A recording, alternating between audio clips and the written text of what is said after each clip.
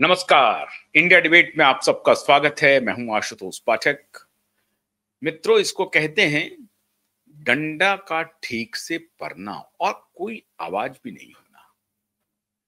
डंडा ठीक से लगा, कोई आवाज नहीं हुई और भाषा बदल गई, लेकिन अभी भी अकड़ नहीं गई। तो पहले जो भाषा बदली है इस पर मैं बाद में बात करता हूं, अकड़ की बात मैं पहले करता हूं। माननीय खान साहब जो हैं, आप समझ गए होंगे कौन से खान साहब की मैं बात करता हूं। एक ही तो खान है जिनके बारे में बात करना बहुत जरूरी हो जाता है, क्योंकि वो हर दिन कुछ ना कुछ ऐसा कर देते हैं जिसके बाद उनकी चर्चा ना हो, ये अच्छी बात नहीं होगी। तो चर्चा तो करनी पड़ेगी। तो माननीय खान साहब ने अभी एक रिबटल दिया है, मतलब रिप्लाई दिया है, और कड़ा रिप्लाई दिया है, और बड़े ही शालीन शब्दों में अहंकार की पूरी बू उनके एक एक शब्द, एक एक वाक्य से आ रही है। और माननीय अहंकार में इस कदर डूबे हुए हैं, इस कदर लीन हैं कि उन्होंने कहा कि मिल गया काम भाई। काम तो मिला नहीं। हमने तो ऑफर किया था, हमारे ऑफर को ठुकरा दिया। अब क्या है कि जो मेरे साथ जो काम कर रहे हैं वो तुमको काम नहीं देंगे, और जो उनके साथ जो और काम कर रहे हैं वो तुमको काम नहीं देंगे, और फिर उनके साथ जो और काम कर रहे हैं वो तुम्हें काम नहीं देंगे। तो ये चेन है जहां से तुम्हें काम नहीं मिलेगा। तुम्हें मिल गया काम भाई। सीधी सीधी धमकी दी इस खान ने अभिनव कश्यप को, दबंग के डायरेक्टर को।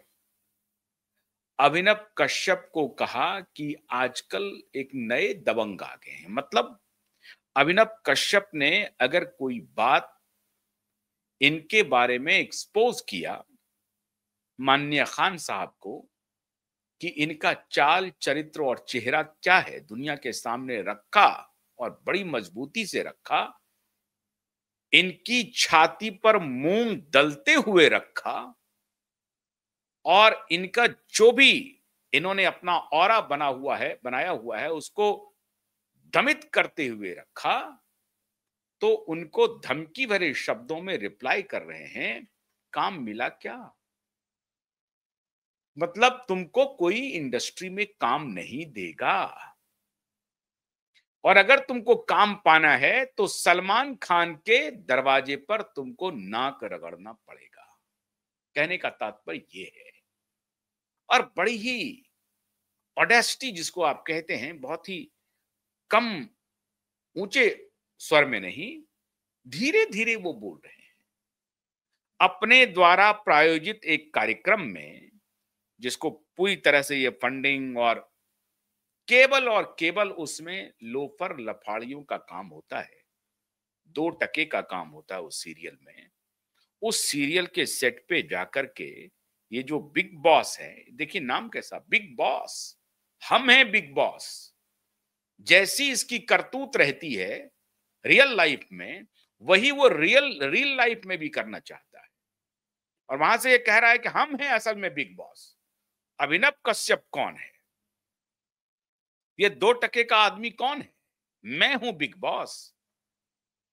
तो रियल लाइफ में खुद को ये बिग बॉस बनाने की कोशिश करता है, और रियल लाइफ में तो ये धमकी, फिरौती, पता नहीं क्या क्या ये करते हैं। फिरौती मांगते हैं कि नहीं मांगते हैं भगवान जाने, लेकिन इनके आदेश के बगैर मुंबई में पत्ता नहीं हिलता है। यही ये प्रदर्शित करने के लिए खान साहब कोशिश करते रहते हैं। तो ये धमकी दे रहे हैं अभिनव कश्यप को कि तुम्हें कोई काम नहीं देगा, और अगर तुम्हें काम चाहिए तो सलमान खान के दरवाजे पर आना पड़ेगा, सलमान खान की तारीफ करनी पड़ेगी, और तुम्हारा कोई इंटेलिजेंस नहीं है। ये खान साहब कह रहे हैं अभिनव कश्यप के बारे में कि तुम एक बेवकूफ आदमी हो। तुम अगर इंटेलिजेंट होते तो हमारे दरवाजे पर नाक रगड़ते, हमारी तारीफ करते, हमारी चापलूसी करते और तुम्हें बहुत सारा काम मिलते जाता। ये संदेश किसको दे रहे हैं? ये संदेश दे रहे हैं बॉलीवुड के उन सभी स्टार्स को, सभी डायरेक्टर को, सभी प्रोड्यूसर को, सभी लिरिसिस्ट को, सभी म्यूजिक डायरेक्टर को कि देखो, हमसे दुश्मनी का हस्त्र क्या होता है। हमसे दुश्मनी का हस्त्र अभिनव कश्यप है। मैंने अभिनव कश्यप को तबाह कर दिया और अब भी मैं अभिनव कश्यप को उबार सकता हूं, मेरे अंदर इतनी हैसियत है। लेकिन शर्त यह है कि अभिनव कश्यप हमारा इकबाल मान ले, हमें बिग बॉस स्वीकार कर ले। अभिनव कश्यप तो स्वीकार करेंगे नहीं। तो अपने द्वारा प्रायोजित सेट पे बुला करके, हिम्मत है अगर सलमान खान को, तो क्यूवाइब के नेटवर्क पे आए, अपनी सफाई दें, मैं उनसे सवाल पूछूंगा, उसका जवाब दे दें वो जवाब। मैं उनसे बहुत ही प्रेम प्रेम से सवाल पूछूंगा। हिम्मत है क्या क्यूवाइब नेटवर्क पे आने की? बिल्कुल नहीं है। और मैं आपको दावे के साथ कहता हूं, सलमान खान और कोई नेटवर्क देखे ना देखे, क्यूवाइब नेटवर्क को तो पूरी तरह से, पूरी संजीदगी के साथ देखता है। हालांकि हैंकड़ी में वो कहेगा कि नहीं नहीं, मैं तो I do not care, I do not know what is this क्यूवाइब, ऐसा बोल सकता है, अहंकार बस। लेकिन मैं आपको बताता हूं कि सलमान खान क्यूवाइब का एक एक रिकॉर्ड देखता है। इसीलिए मैं आप दर्शकों की तरफ से माननीय सलमान खान जी को, जो पिछले 30 वर्ष से दबंगई दिखा रहे हैं, फिल्मों का नाम दबंग रखते हैं, सीरियल का नाम बिग बॉस रखते हैं, जो रियल लाइफ में वो दिखाते हैं वो रियल लाइफ में उसको अनुसरण करते हैं, शराब के नशे में गाड़ी चढ़ा देते हैं गरीब सोते हुए फुटपाथ पर लोगों को और काले हिरन का शिकार कर देते हैं, और फिर जिसको मर्जी आता है उसको तमाचा जड़ देते हैं। अभी कुछ दिन पहले प्रहलाद कक्कर जी का मैंने एक इंटरव्यू देखा, बड़े एड गुरु हैं। प्रहलाद कक्कड़ जी की सोसाइटी में माननीय ऐश्वर्या राय जी विराजमान रहती थी, मतलब उनकी सोसाइटी में रहती थी। जिस सोसाइटी में प्रहलाद कक्कड़ जी रहते थे, उसी सोसाइटी में कभी ऐश्वर्या राय भी रहती थी, अपनी मां के साथ रहती थी। प्रहलाद कक्कड़ जी का ये इंटरव्यू है कि ये जो खान है, ये गाली गलौज करने के लिए हमारी सोसाइटी में कई बार आ जाता था और उसको पूरी दुनिया ने देखा है। प्रहलाद कक्कड़ जी का ये विटनेस है। प्रहलाद कक्कर एक बड़े जाने माने एड गुरु हैं। एड गुरु, उन्होंने कितने मॉडल्स को, कितने एक्टर को लॉन्च किया, ये पूरी दुनिया जानती है। तो प्रहलाद कक्कर साहब का ये पॉडकास्ट है, ये मैं नहीं कह रहा हूं। ऐश्वर्या आज भी हमारी सोसाइटी में रहती हैं, ऐश्वर्या हमारी सोसाइटी में आती हैं, उनकी मां से मिलने के लिए वो आती हैं और कई बार हमारी उनसे मुलाकात भी होती है। खैर, अब ऐश्वर्या अभिषेक की पत्नी है, के साथ उनका रहना होता है, जो भी है। ऐश्वर्या राय को जो अब्यूज करते थे माननीय खान साहब, ये जग विदित है। और अब किसी को प्रहलाद कक्कर तो झूठ नहीं बोलेंगे। अरे भाई, शाहरुख खान झूठ नहीं बोलेंगे। शाहरुख खान से इनके रिश्ते बिगड़े ऐश्वर्या की वजह से। क्यों? क्योंकि चलते चलते मूवी में पहले ऐश्वर्या राय थी और उसमें उस सेट पे माननीय खान साहब पहुंच जाते थे और उनको अब्यूज करते थे। ये झगड़ा इतना बढ़ गया कि आखिर में शाहरुख खान को निर्णय लेना पड़ा कि साहब अगर यही रवैया रहा तो ऐश्वर्या के चक्कर में ये रोज आएगा, रोज गाली गलौज करेगा, रोज ऐश्वर्या को डिस्टर्ब करेगा, ऐश्वर्या एक्टिंग नहीं कर पाएगी ठीक से और हमारा तो भट्टा बैठ जाएगा, तो हम तो साहब इनके साथ कर नहीं पाएंगे। तो उन्होंने एक रास्ता निकाला कि भाई एक ही रास्ता ये हो सकता है कि माननीय ऐश्वर्या को ही कहा जाए कि आप मेरे ये फिल्म छोड़ दीजिए, मैं किसी और को साइन कर लेता हूं। और वही हुआ। चलते चलते मूवी को ऐश्वर्या को छोड़ना पड़ा और बाद में रानी मुखर्जी उस मूवी में आई। तो सारे लोग झूठ बोल रहे हैं। और ये किस तरह से आकर के अपनी ब्रांडिंग कर रहा है, स्टेज पे आकर के खड़ा होकर के ब्रांडिंग कर रहा है कि काम मिला क्या। इनकी सारी हैकड़ी अभी भी कायम है, दबंगई, दबंग ये बने हुए हैं। प्रहलाद कक्कड़ झूठ बोल रहे हैं। शाहरुख खान ने कहीं कुछ बोला तो नहीं, लेकिन पूरी दुनिया जानती है कि चलते चलते मूवी से क्यों ऐश्वर्या राय को हटाना पड़ा। और ये आखिर में ऐश्वर्या राय भी प्रेस कॉन्फ्रेंस करके बताई है, दबी जुबान में। हालांकि मैं तो हैरान हूं कि ये ऐश्वर्या राय उस वक्त नई नई होंगी बेचारी, इनको पता नहीं होगा इसके बारे में, इस लफाड़ी के बारे में। मैं तो लफाड़ी बोलता हूं इसे। ये 2 टके का एक्टर है, एक्चुअली में ये 2 टके का एक्टर है, इसको कुछ नहीं आता है। अभी जिस जिस प्रोग्राम में ये बोल रहा है, तो रहा ही रहे भी नहीं बोलता हूं। आदर सूचक इनको आदर सूचक शब्दों से नवाजा जाए। कभी किसी जमाने में जब ये मूवी में आए थे, शुरुआती दौर था, उस वक्त हो सकता है कि ये अच्छे इंसान रहे हों, लेकिन बाद में तो इनका जो कृतित्व है वो कहीं से भी अच्छे इंसान का तो बिल्कुल नहीं है। इसीलिए हम इन्हें आदर सूचक शब्द तो बोलते नहीं है माननीय सज्जन के बारे में। तो ये सज्जन जो हैं, अपने द्वारा एक प्रायोजित कार्यक्रम को बुला करके और उसमें ये बोलते हैं, उसमें इनको खंडन करना था। और जब आप इसको वीडियो को देखेंगे तो आपको लगेगा कि ये पूरी तरह से नशे में धुत है, पूरी तरह से नशे में है। जब आप इनकी बातचीत को देखेंगे ना, तो आपको लगेगा कि नशे में है। ये शराब पी करके एक्टिंग भी करते हैं, अब तो टेलीप्रॉम्प्टर से बोलते हैं सब कुछ को। वहां पे ये बोल रहे हैं कि आपने दबंग कहा, तो दबंग से मेरे मुझे याद आया कि हमारी इंडस्ट्री में एक और दबंग है।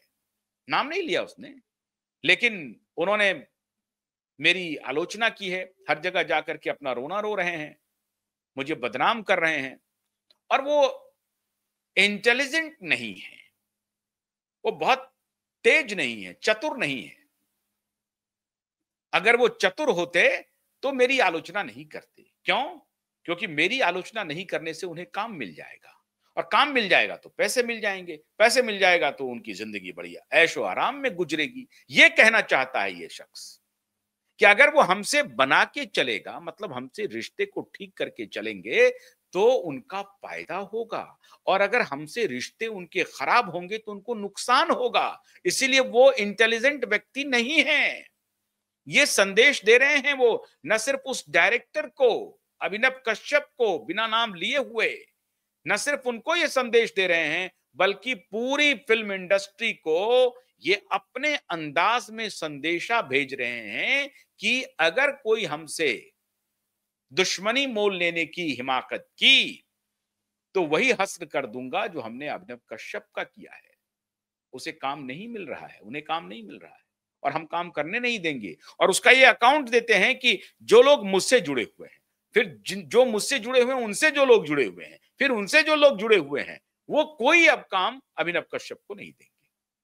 तो उन्होंने अपने पैर पर कुल्हाड़ी मार ली है। अच्छा, मतलब यही लोगों की तकदीर तय करता है, यही लोगों के बारे में ये सोचता है कि ये किसी को बना सकता है, ये किसी को बिगाड़ सकता है। असल में कुछ 2 टके के चरित्रहीन एक्टर, प्रोड्यूसर, डायरेक्टर ने इस शख्स को सराखों पर बिठा रखा है और इसे महान बना दिया है।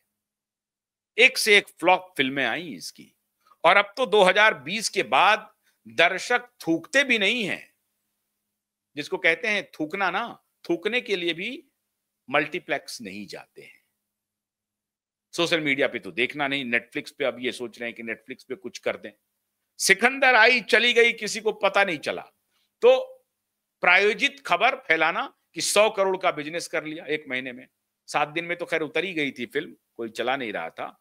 तो ब्लैक मनी का कुछ इस्तेमाल करते हुए और कुछ पेड पीआर के माध्यम से इन्होंने कोशिश की कि बड़ा हिट रहा सिकंदर। कुछ नहीं रहा, सुपर डुपर फ्लॉप रहा सिकंदर इसका। लेकिन पीआर के माध्यम से, पेड पीआर के माध्यम से इन्होंने उसको भी हिट, सुपर हिट करवा दिया। तो अब हम इनका 2000 सुशांत और दिशा की मृत्यु के बाद बॉलीवुड, जो आमिर खान के भाई फैजल खान कहते हैं कि बॉलीवुड खत्म हो गया, वो बिल्कुल ठीक कह रहे हैं। 2020 के बाद जैसे ही दिशा और सुशांत की मृत्यु हुई और इन इन पापियों ने उन दोनों की हत्या की है, इन लोगों ने, इन पापियों ने, बॉलीवुड के पापियों ने इन दोनों की जो हत्या की, उसके बाद बॉलीवुड खत्म हो गया। देश के दर्शकों ने बॉलीवुड को तबाह कर दिया। नाक रगड़ रहे हैं आप, इधर उधर जा रहे हैं। लेकिन फिर भी इनकी हैंकड़ी देखिए, ये अभिनव कश्यप को जवाब दे रहे हैं। अभिनव कश्यप को कह रहे हैं कि नहीं, तुमने गलती की। तुम अगर तेज आदमी होते तो हमारी तारीफ करते, हमारे दरवाजे पर आते, हम तुम्हें काम देते। हम राजा हैं, हम बादशाह हैं, हम पठान हैं। हम तो अफगान से आए हैं पठान साहब।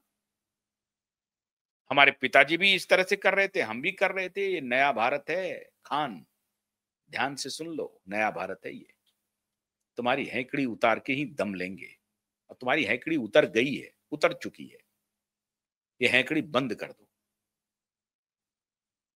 अब इनकी दूसरी कहानी सुनिए साहब। सरकार का कैसे डंडा चलता है बिना आवाज किए हुए।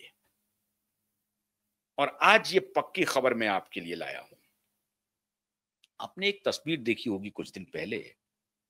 ये खान जो है, ये केंद्रीय रक्षा मंत्री से मिलने के लिए जाता है। रक्षा मंत्री के सुपुत्र, छोटे पुत्र जो हैं, बड़े पुत्र तो विधायक हैं, छोटे पुत्र संभवतः नीरज सिंह जो हैं, वो इनको रिसीव करते हैं। रिसीव करके ले जाते हैं। राजनाथ जी से मुलाकात होती है। बड़ी चर्चा होती है कि राजनाथ जी से क्यों मिलने के लिए गए थे। तो हल्ला हो गया कि भाई गलवान मूवी को लेकर के कुछ करना चाह रहे हैं, वो कहीं शूटिंग कर रहे हैं। ये सब कहानी थी। असल में ये सरकार से राफ्ता बनाने के लिए इनका ये पीआर एक्सरसाइज था। और सुनने में आया है कि माननीय खान ने रक्षा मंत्री के दरवाजे पे नाक रगड़ा और कहा कि मुझे बचा लीजिए। और वहीं से कुछ चर्चा चली तो अरिजीत सिंह की एंट्री हो गई। और अब ये खान ने कहा कि अरिजीत के साथ हमारा पूरा झगड़ा जो है वो खत्म हो गया है। इसका दिल बदल गया। क्यों बदल गया भाई दिल? तुमने तो उसे अपमानित किया, बेइज्जत किया, वो हालत कर दी जो बेचारा अरिजीत मुंबई शहर छोड़ दिया। अरे कोलकाता में भी नहीं बसा, अपने गांव चला गया वो। और वहां उन्होंने अपना म्यूजिक स्टूडियो बनाया और वहीं से लगातार तुम्हें टक्कर भी दे रहा था। वो तो गलत था जो माफी मांग लिया। डर गया बेचारा अरिजीत, बेचारा डर गया कि तुम उसकी जिंदगी तबाह कर दोगे, तो माफी मांग लिया सोशल मीडिया पे। अगर उस वक्त हम साथ में होते तो मैं तो कभी नहीं कहता माफी मांगने के लिए। क्योंकि जैसे तुम घुटनों पर टिकाते हो, वैसे हम लोगों का भी इसी में हुनर है। घुटनों पर लाने का हुनर हम जानते हैं। लोगों को घुटनों पर लाया कैसे जाता है, इसका हुनर हम लोगों ने सीखा है मीडिया में। तो वो सिखा देते अरिजीत को कि भाई इसे घुटने पर कैसे लाया जाता है। लेकिन खैर, अरिजीत ने माफी मांग ली तुमसे। कोई बात नहीं, अरिजीत ने माफी मांग ली तो मांग ली। अब ये कह रहा है कि नहीं, अरिजीत सिंह और मेरे बीच में कुछ गलतफहमी हो गई थी और वो गलतफहमी मेरी तरफ से थी, उनके तरफ से नहीं थी। एकाएक हृदय परिवर्तन हो गया। प्रेम से डंडा चला सरकार का, प्रेम से। और मुमकिन है कि उसी दिन यह डंडा चल गया होगा जिस दिन केंद्रीय रक्षा मंत्री से मुलाकात हुई खान की। हो सकता है रक्षा मंत्री ने बड़े ही शालीन शब्दों में कहा होगा कि आप लोग अच्छा काम करते हैं लेकिन कभी कभी गड़बड़ कर देते हैं, उसका ख्याल रखिए।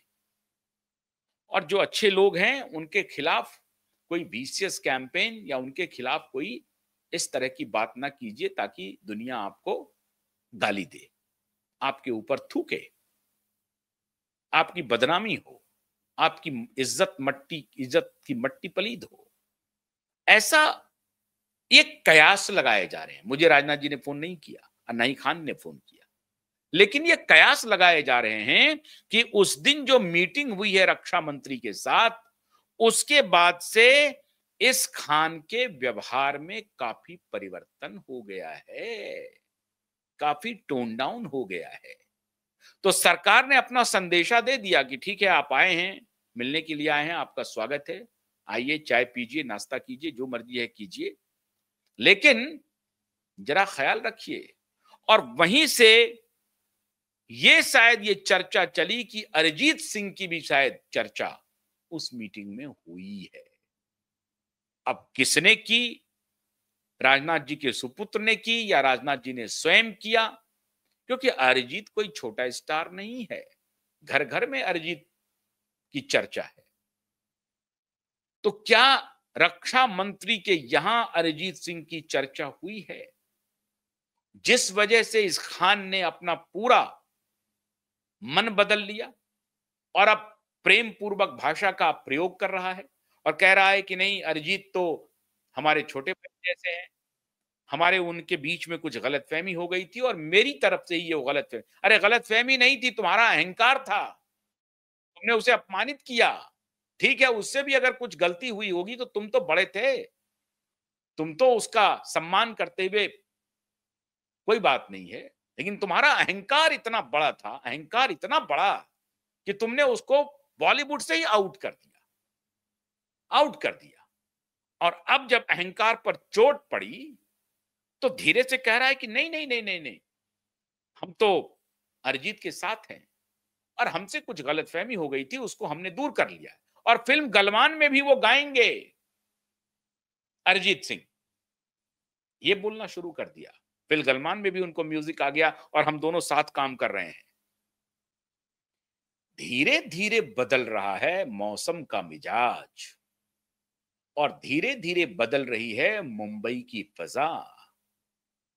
और ये बदलाव इसलिए है कि हम जैसे नेटवर्क ने आपको घुटने पे ला दिया है, आपके कुकृत्य को दुनिया के सामने रखा है और मजबूती से रखा है आपके कुकृत्य को। और मैं सैल्यूट करता हूं भाई अभिनव कश्यप का कि बड़ी मजबूती से मुखर होकर के, उनको तकलीफ हो रही है हमें मालूम है, बावजूद उसके अभिनव कश्यप ने अपना जबरदस्त योगदान दिया है। जिस मुखरता के साथ अभिनव कश्यप ने खान के बारे में सही बात दुनिया को बताई, वो सैल्यूट के लायक है।